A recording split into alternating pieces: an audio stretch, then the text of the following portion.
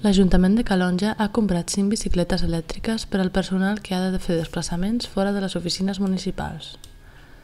Les àrees de serveis socials, obres i serveis, urbanisme, secretaria i eficiència energètica i medi ambient disposen d'un nou mitjà de transport que ha de servir per substituir una part de les trajectes de proximitat.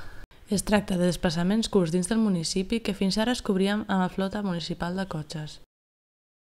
L'objectiu d'aquesta acció és fer servir una mobilitat més sostenible reduint les emissions de CO2 un 20%, una mesura que serveix per a complir el compromís assumit pel consistori amb la signatura del Pacte d'Alcaldes, un acord a nivell europeu que compromet els signants a reduir un 20% les emissions de CO2 abans de l'any 2020.